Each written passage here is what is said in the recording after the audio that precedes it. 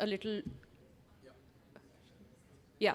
So thank you for coming into this hall. I'm again requesting people to move forward. We're going to have a great session on team coaching. So the topic is we're going to have a panel discussion on team coaching for organizational performance. I want to welcome on stage Dr. Mahesh Deshmukh, who will be moderating this session.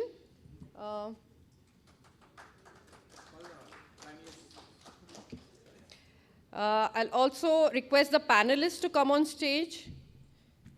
Gunjan Malviya from Liberty Insurance.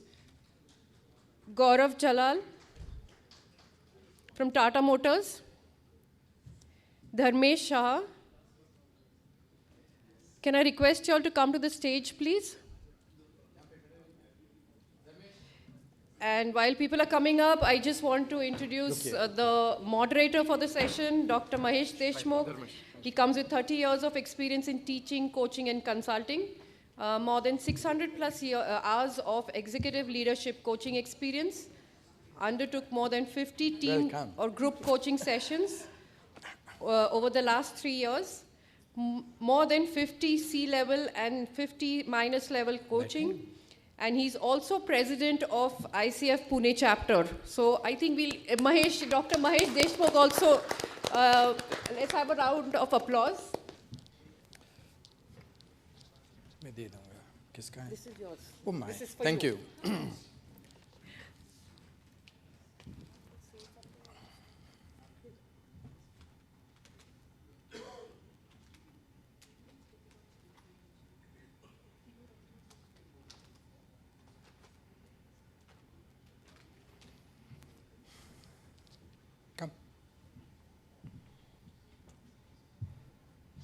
I'll request Dr. Mahesh to hand over a token of appreciation to the panelist.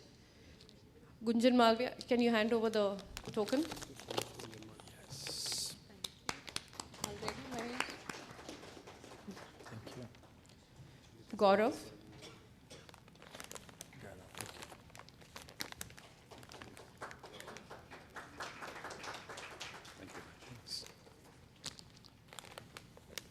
Dharmesh. Dharmesh.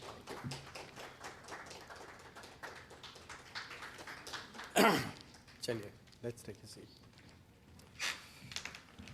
Interesting topic because we'll move from one-on-one customized coaching to team coaching. We've not heard much on this topic in these past 2 days. So over to you, Mahesh. Thank you, Devika. A warm welcome to all of you, and delighted to introduce the panelists here, good friends and well-wishers of the chapter, and we have them share their experience with team coaching. First, I would wish to introduce Dharmesh, a PCC leadership coach with specialization in cultural transformation and team coaching. Dharmesh is associated with Satkarma School, focused on value-based education and Pranati-aided meditation for 2 decades. That's what he brings into his work. An IT professional, that's how he started off his career, and he moved on to agile coaching and then to team coaching. We'll be happy to hear what he has to say as a part of the team coaching process. The second panelist is Gaurav Jhala, HR head for engineering of commercial vehicles at Tata Motors, and we deeply appreciate the sponsorship that Tata Motors has offered us, and we wish to put it on record, and thank you, Gaurav and Tata Motors, for this. Gaurav is an MBA with more than 2 decades of experience. He worked with IBM, Amdocs, and Aditya Birla previously. And he has recently completed level 1 certification. That's what he's bringing, and we have some rich experience that he'll share with us. While Gaurav has done a lot of work in Tata Motors from bottoms up, so to say, with teams. Gunjan Malviya, who is a VP and National Manager, Talent Management Liberty General Insurance. She will talk about her experience from the top down on how coaching has really impacted teams, because while she's not done team coaching, she has done a lot of impactful work around teams using coaching as an intervention at the leadership level. She's also an MBA, and I got to understand that she's a computer science graduate and an expert in aero modeling.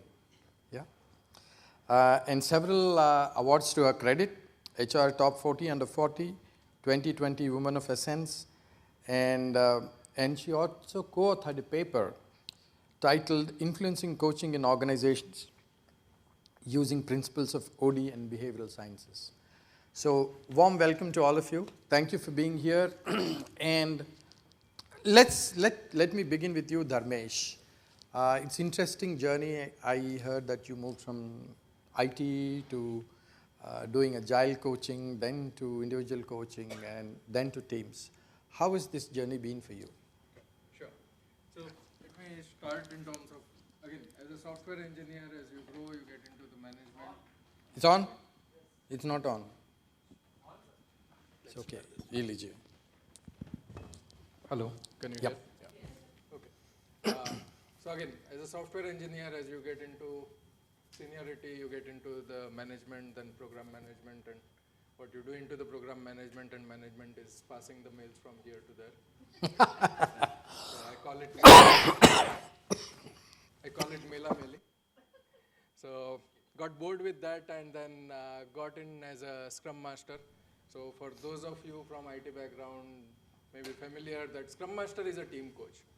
Right? Although it is not seen as such, I was lucky to have worked with few of the organizations where they wanted it Scrum Master as a team coach.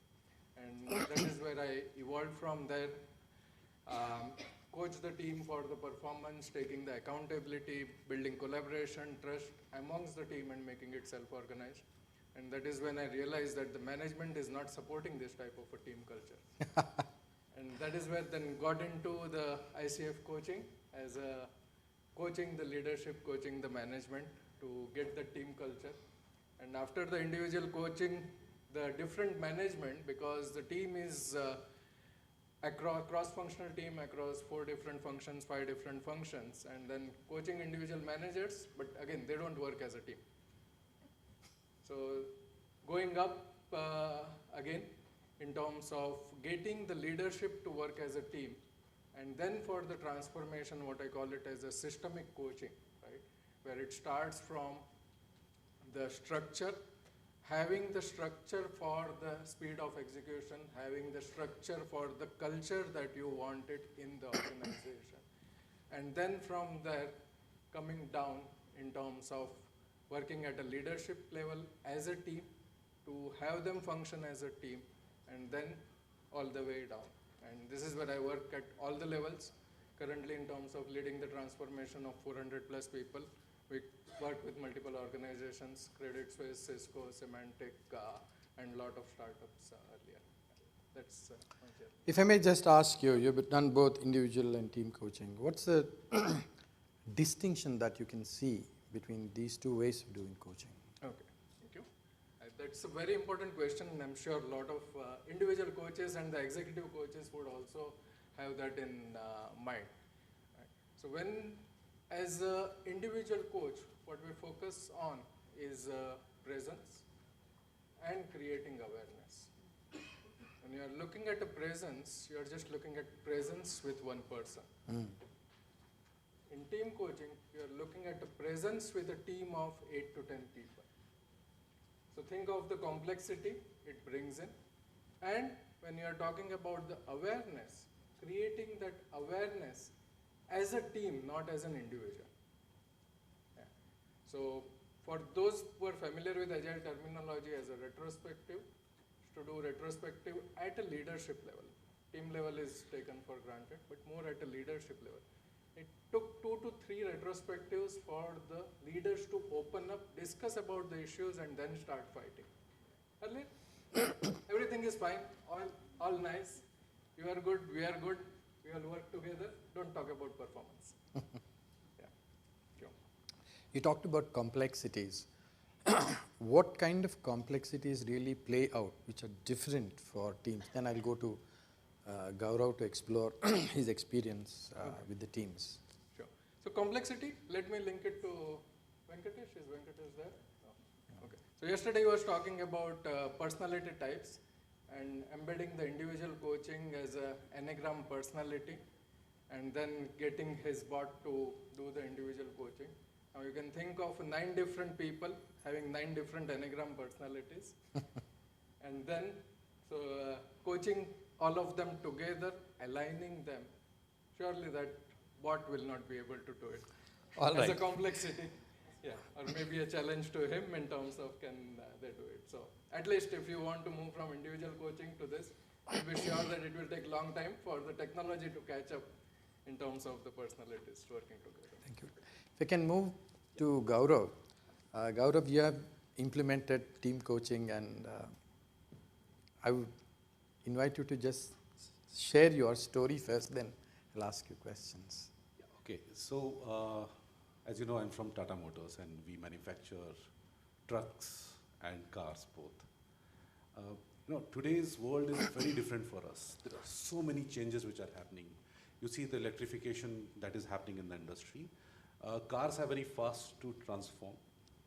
Trucks and buses are going to take a little longer. Can a battery be installed on a truck which is already carrying a load and then it is going to pull it? So there has to be something else. So we can't just rely on electrification. There are many other complexities that we are living today. Now that's a business perspective that I'm giving. Now we had that traditional so-called ICE, which is internal combustion engine, mechanical engineers who have to now look at these kind of requirements that are coming and that are something changing the whole industry. So we need to change their thought process. Skill-wise, of course, they can always work.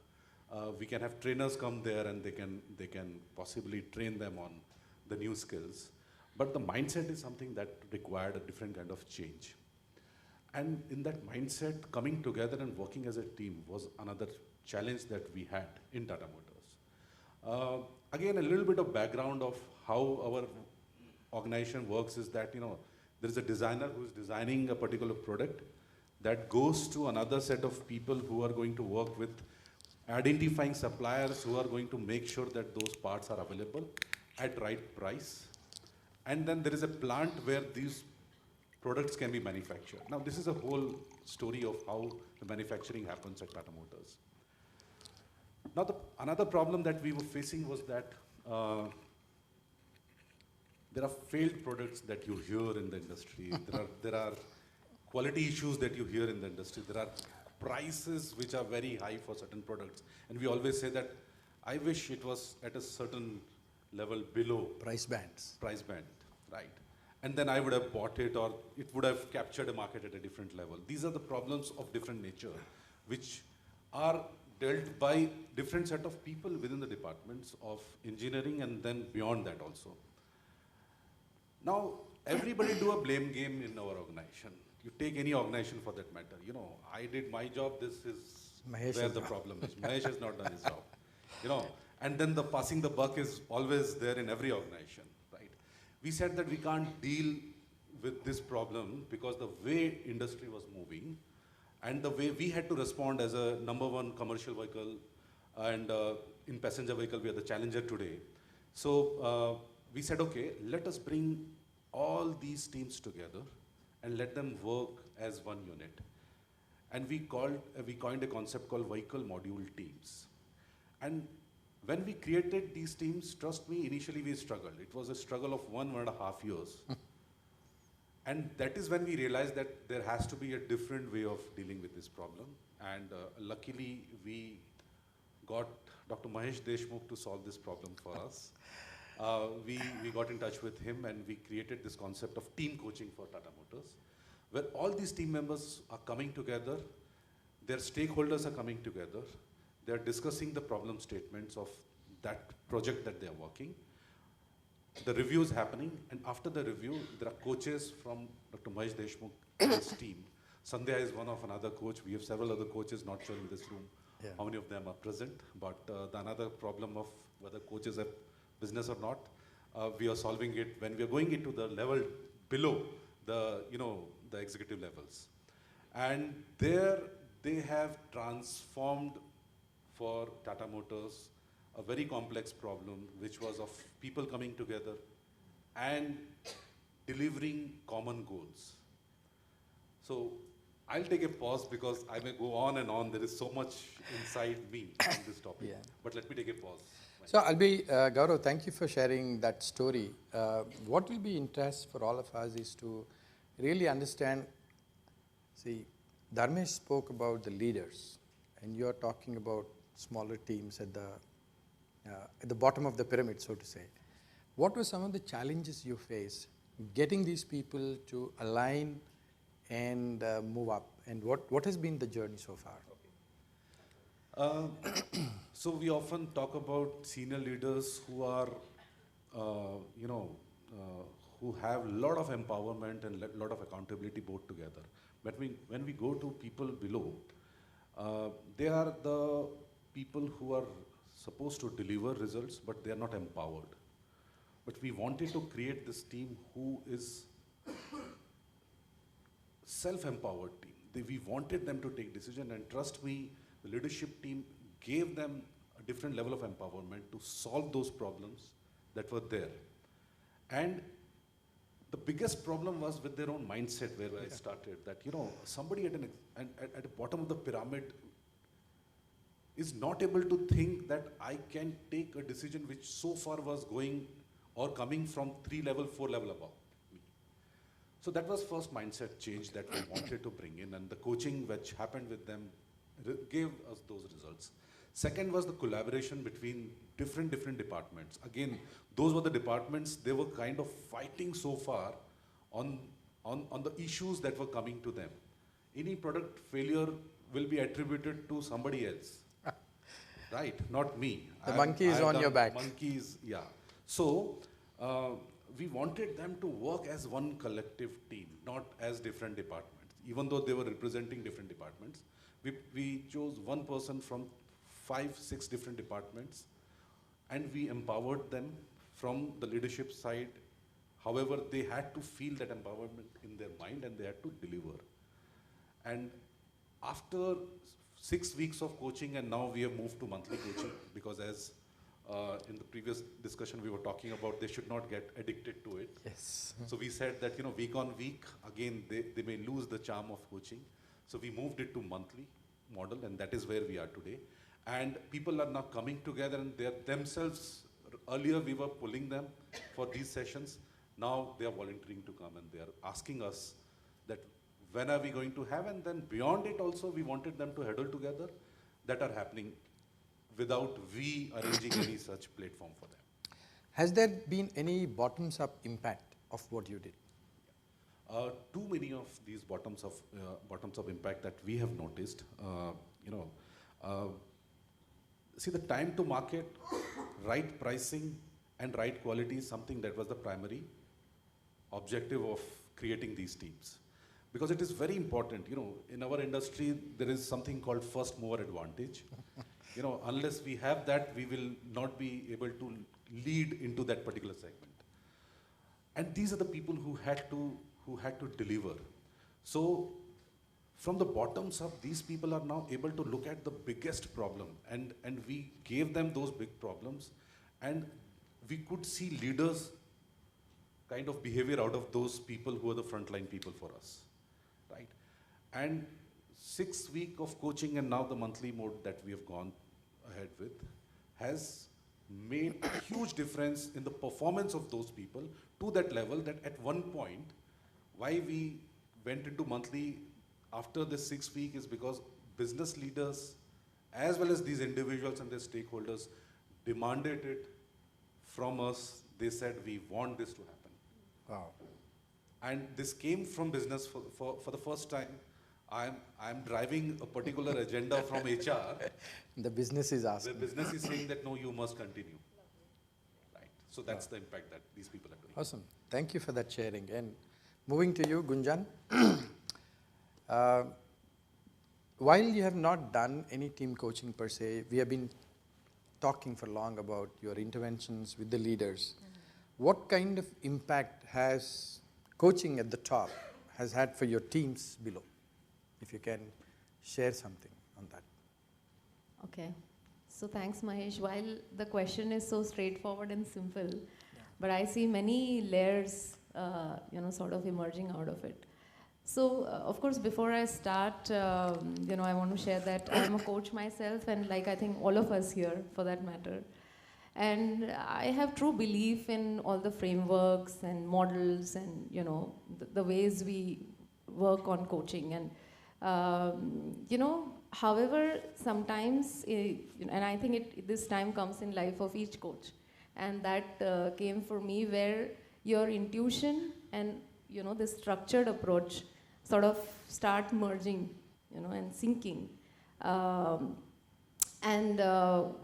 Basically, when that happened and that moment came in the current organization where I work in and where I co-created this space.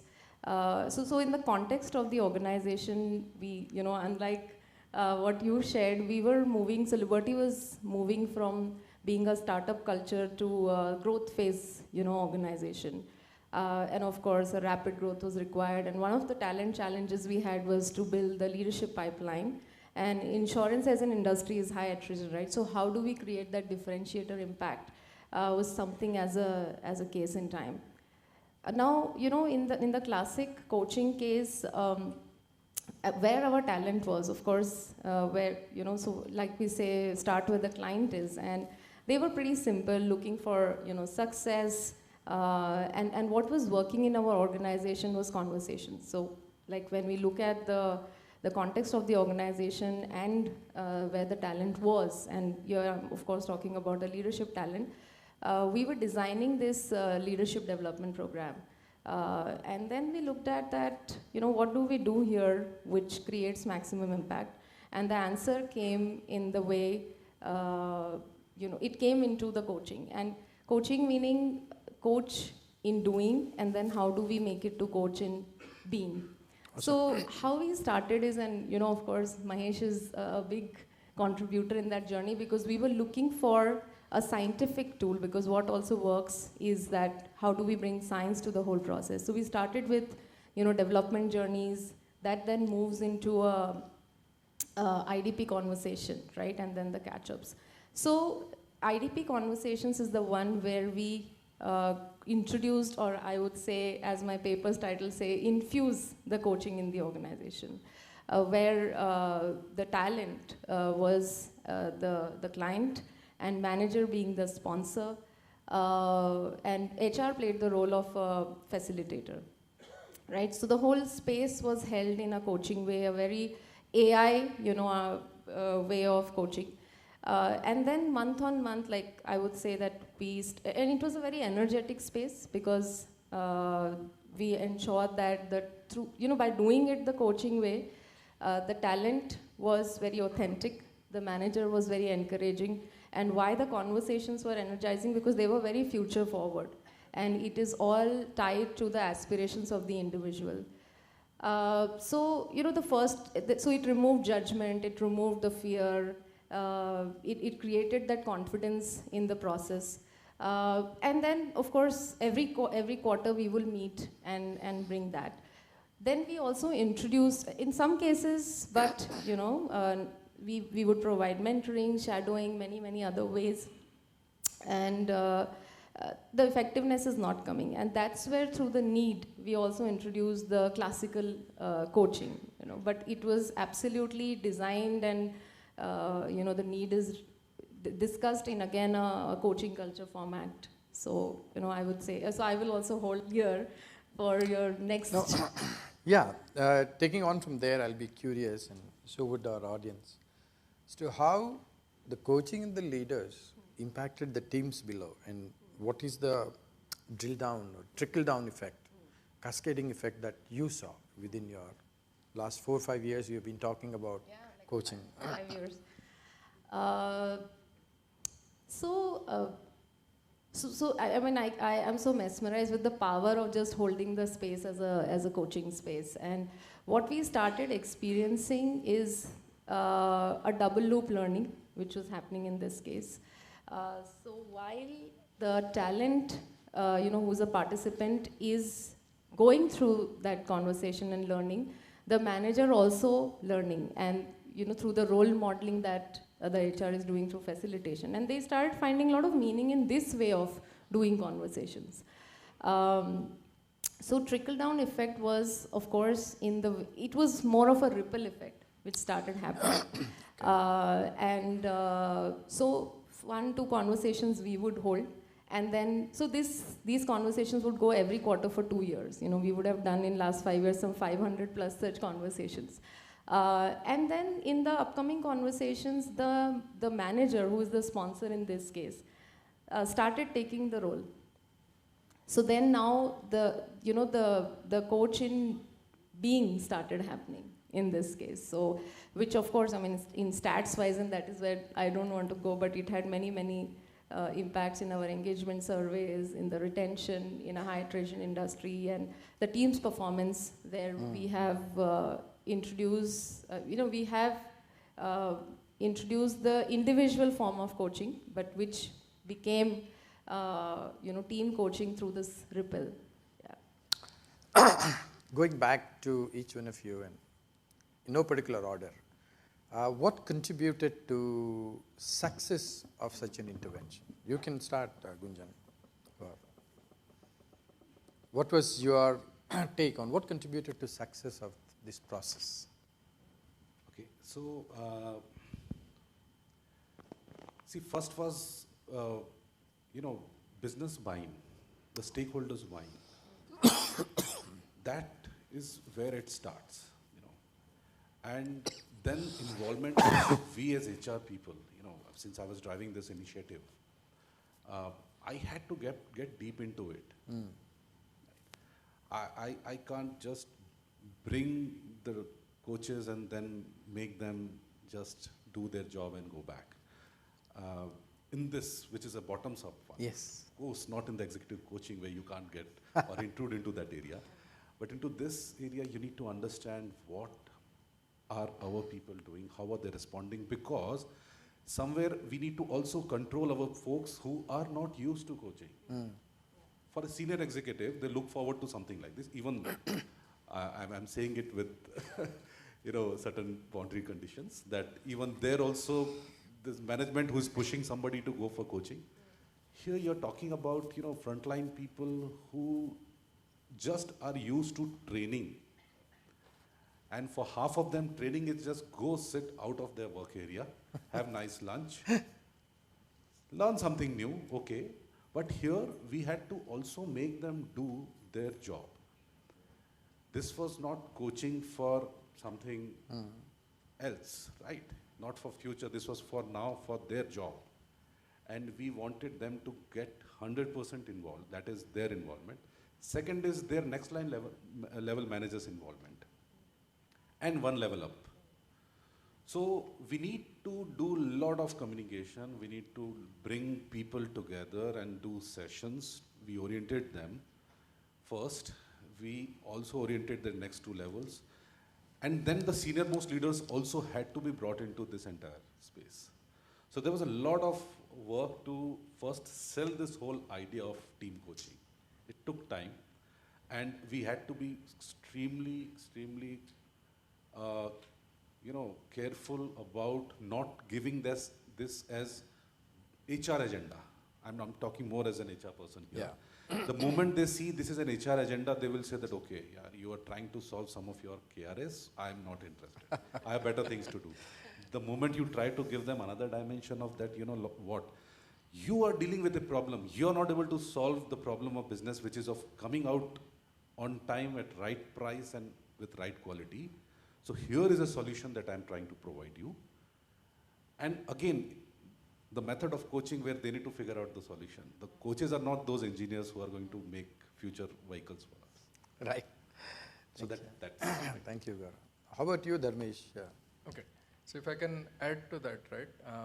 The first thing is the leadership belief, right? Agile is a buzzword. So you will find that buzzword in most of the organization. You call it Agile, you call it DevOps, you call it whatever you want, right? But the leadership does not believe in that.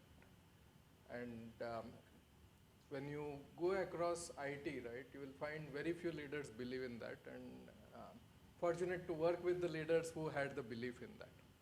Right? So the first thing starts with the communication in terms of how are we setting up the transformation and what is that we communicate to the team. I've seen many leaders just saying that, okay, from tomorrow we are going to go Agile and that's it. Right? And the team is wondering what's going to change, nothing is going to change, and then there is resistance. So the communication to get the buy-in at the different levels, 3 levels down, is what contributed to the success that I will talk about. And the other one is the bottom up. Right? So as a team coach, I go in with the team to coach, and the scrum master or the manager are there in those things at the same time. So what is happening is 2 things. One is the team coaching at the team level, mentoring for the manager, mentoring for the scrum master. Right? So that makes a lot of difference. No matter how much training you do, people are going to forget, because on the ground, how to do the job is no one is going to do that. Right? And the same thing as you take it 1 level up, 2 level up, right? In the management meetings, how not to speak and let the coach handle the meeting, and from that learn. There have been many management meetings where there is a silence for 1 minute, and the bosses gets restless. I need to speak something, I need to speak something. But just to make them believe that just wait, observe, and then people start speaking up. Otherwise, yeah, it's like if this is the meeting, Mahesh is the boss, if I speak something, people will look at Mahesh to say something else before he speaks. Right? And that's a normal thing that you would see in an organization. Okay. So that is what I would say. 2 things. Top down, how the transformation should happen, what to expect, and what is that you can expect from the leader. And similarly, bottom up, doing multiple levels at the same time. And if I may add, the 3rd thing is in terms of showing the ROI. We discussed, there was a question in terms of how do you show ROI of an executive coaching, right? Yesterday we heard that as an executive coach, the positive conversations go down 3 levels. But how much time does it take? Right? And can it turn into the tangible results? The easiest in the team coaching is there are tangible ROI that you can show in terms of speed of execution, in terms of quality, which are the immediate results. Then when you are looking at a customer satisfaction, it's a lagging indicator. And when you look at the employee morale, it's a leading indicator. So when you look at employee morale, if it is going down, that means the quality is going to degrade over a period of 6 months, your speed is going to slow down, and your customer satisfaction is going to go down. So it's how do leaders look at this ROI, and how do they have the conversations with their team in terms of their ROI. That's the other thing in terms of the mentoring the leaders and coaching them to have this type of a tangible result-oriented conversation. Thanks. What's your experience, Gunjan? Of the success mantra? Yes. Yeah? Okay. So, I would say here is, so in the previous session, I think it was a very interesting topic on culture, right? Really creating that culture of coaching, and more so when we were picking up individual coaching, first. So, we observe that what may go wrong in this, right? Or what generally goes wrong, or what the challenges, come. And we thought of arresting that first. So in a coaching conversation, which is basic, or in the whole coaching journey of a participant, sometimes, and you may find it, you would have experienced it, but we never talk about it like this. So the manager who is the sponsor here may actually sometimes come in the way of the growth, while they are committed to that, but it's a very normal human behavior, right? So suppose, just to give you an example, that if we select, say, leadership presence for the participant, you select strategic thinking for the participant is getting coached. and he or she starts demonstrating, what happens to a manager? They start feeling insecure. Yeah? And let's be honest, all of us feel that, right? So how do we give security, or how do we give a powerful role? How do we give an impactful opportunity to the sponsor, right? So that's what we did through this three-way conversation, and it is sustaining for last 5 years for us, where it's very simple, very, very simple. The participant is the client, the manager is the sponsor, and the HR is playing the role of a facilitator. And in the whole process, what is emerging is, I again repeat, the double loop learning, which is leading to creating a culture, an appreciation for conversations like this, and to support development in a very intimate space, really create that security and intimacy. And that's precisely been, and we don't even have a count really that who benefited more or less, etc. But as far as I will connect with you, people are asking for it again and again and again. And every year there is sort of curiosity that who is now getting into the structured development journey. That is the program name that we have. Is less because of what they get, because we don't showcase promotions, we don't showcase any numbers.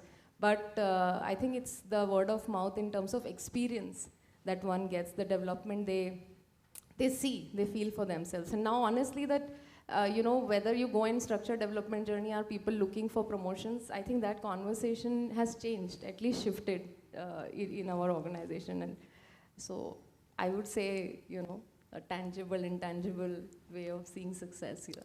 All right, thank you. Do you have time for questions, ma'am? Floor is open to questions. Yes, Sunil. I'll come to you, sir. My question is... Thanks, Mahesh. My question Please is, take a seat. To be successful in a team coaching, what's the ideal size of a team based on your experience? That's number one. And number two, what's the role of co-coach in the team coaching process? Thank you. Anybody wants? Yeah. I think Gaurav, you're better placed.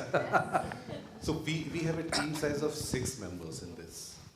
Okay, we have this fixed number there for us, and these are also the people who are representing these functions who are going to solve the problem to the team. Then you spoke about co-coach. I would just need a clarity. You're talking about the coach, because we have just one coach in this. I was saying if the team size is larger, Okay. you need a co-coach to run the intervention. Okay. Now, so again, if there is a co-coach, I'm just trying to see if I increase that team size to 12 or 15 or something like that. See, there has to be somebody who's a lead coach who is giving them or rather who's asking right questions, right? The second co-coach's job is to ensure that whether each team members who have to deliver as per the guidance or as per the directions, whatever has come out of that meeting by the team itself, in the next follow-up, whether that is happening or not. Because we are playing a relay race, right?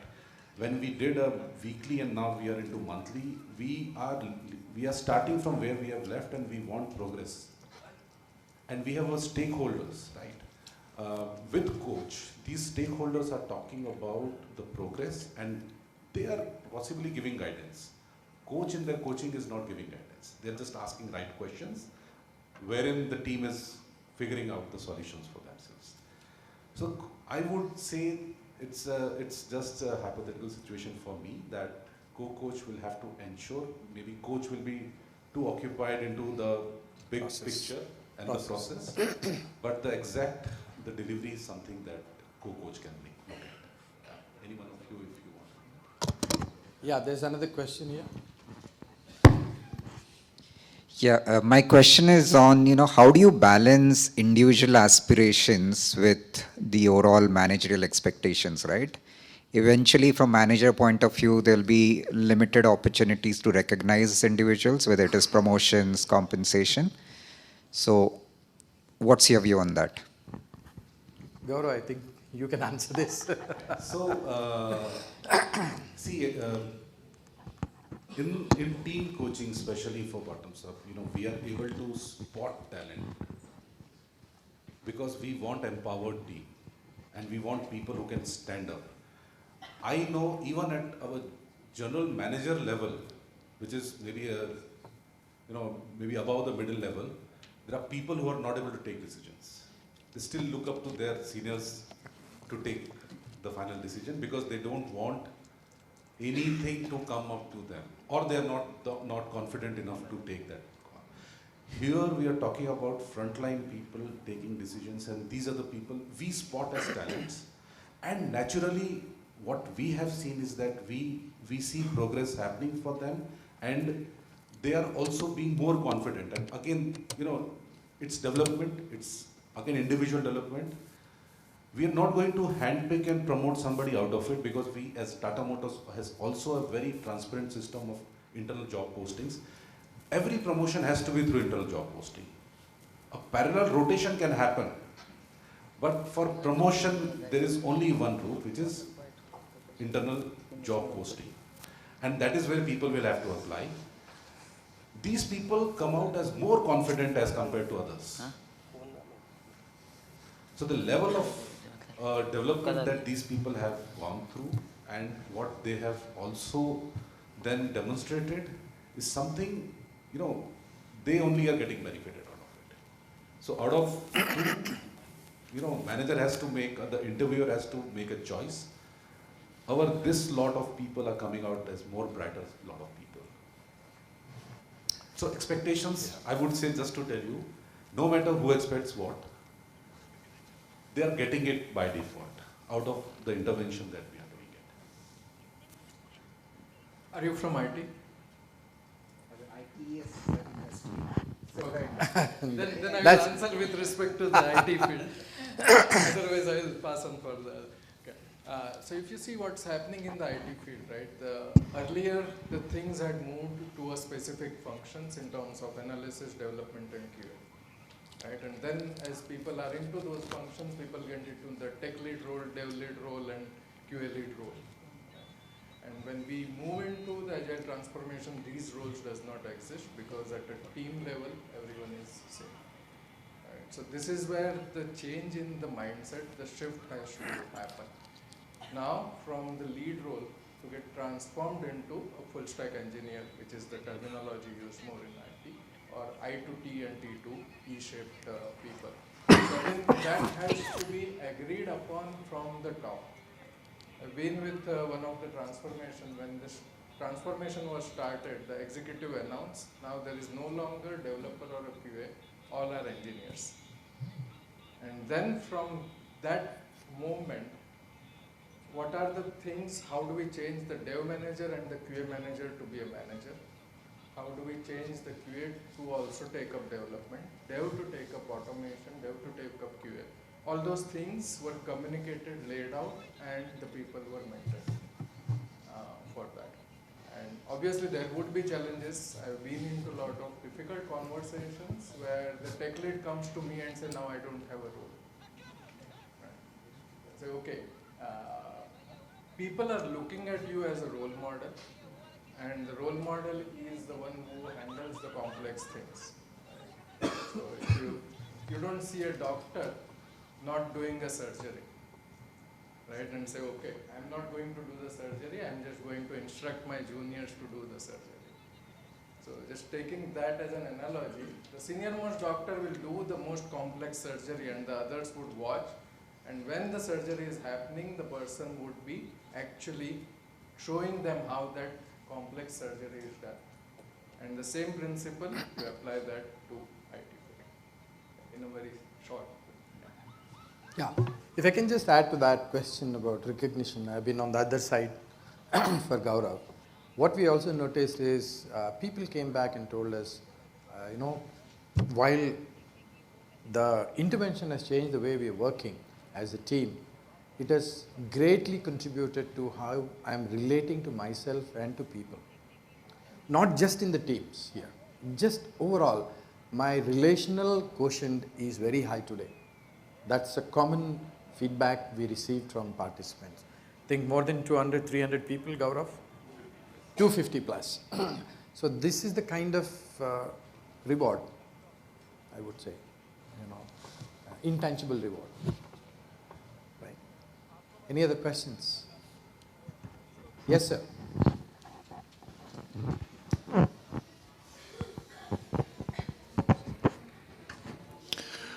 I must confess that I was not there for most part of the panel, but there's some question which is there in my mind. I don't know how relevant will it be, especially for the IT sector.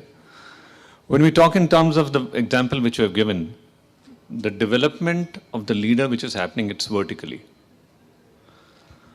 And the people quotient, relation quotient, and EQ part somehow gets missed because you're more project quotient oriented rather than the people. That's how the development has taken place. So how is that being managed and monitored and avoided? I think the industry should look at it, not the coaches. Just the one thing I would really challenge is the development of the leader does not happen vertically. First it has to happen emotionally, and then only the person should get a role as a promotional or as a higher role. And the reason I use the word role, because role is not equal to leadership. And that is where I would distinguish. And this is where most common thing in India is a hierarchical organization where the title is supposed to be equated with the leader, which is wrong. Yeah. Again, my perspective. Thank you. I can respond from my experience of this team coaching. See, we are developing leaders, they're going up.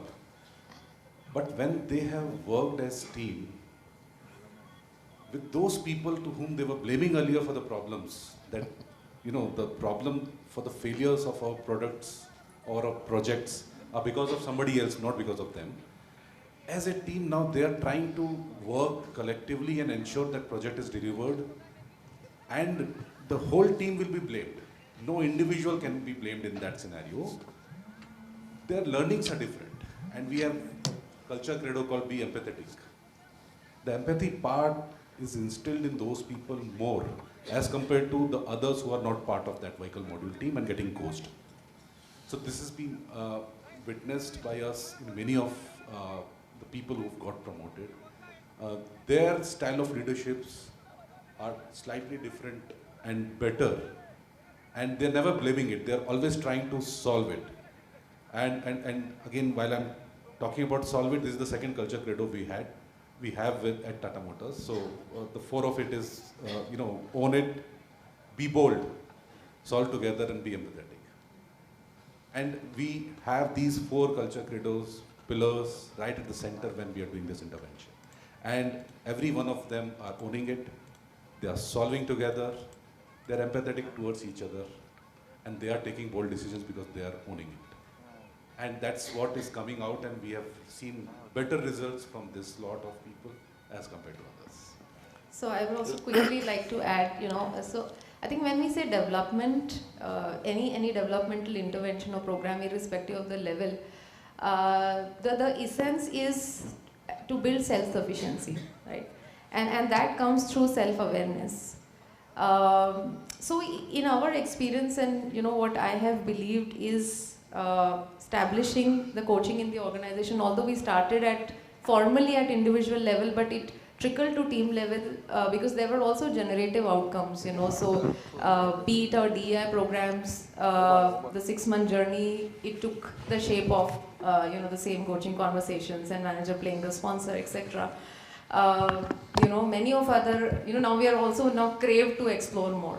So, what we have learned is through this process, just by holding the space, coaching space, the people are self-aware, they feel self-sufficient, and then they are, of course, coming out with the solutions. And I don't think manager expectation is any different from people coming out with solutions themselves and, are able to, are feeling empowered first themselves. So, I think that the theme of the workshop, which also, so in a way we are actually creating for prosperity.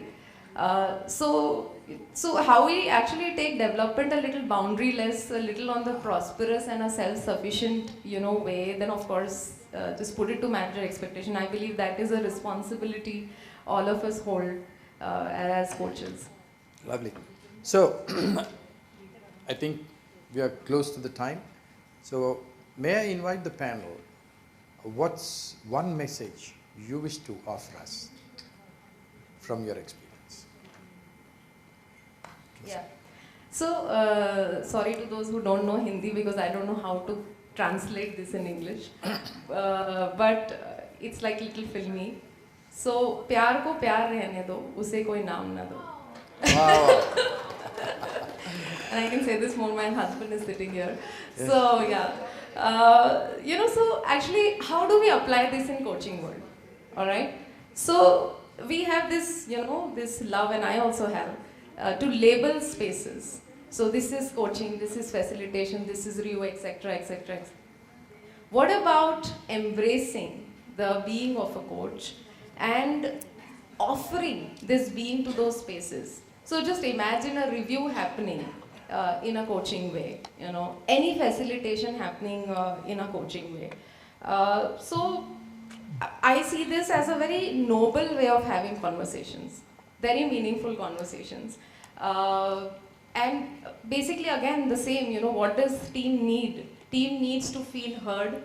They need to feel trusted that they can come up with solutions. So how do we see them as, or help them, see the resort in themselves, then going here and there and asking for, so many things.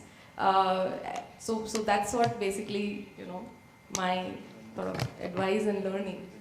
Too many messages. Don't label it. Just let it happen. Gaurav. I think team coaching is something which everyone must try, and especially at the ground level. Executives are more empowered, but empowerment is something which is the final message that I would want to give to you, is that you can provide only when you go for team coaching.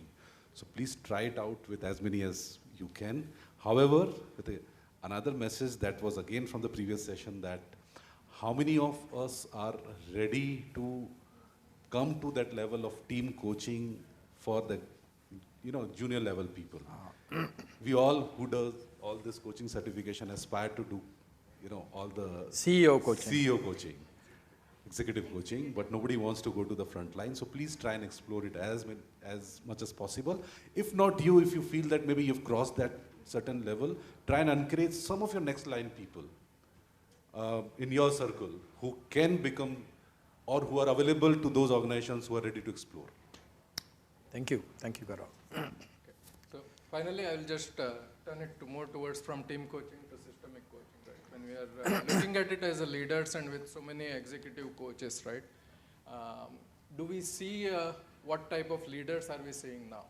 So the way I look at, we are seeing more of a destructive leaders than the constructive leaders.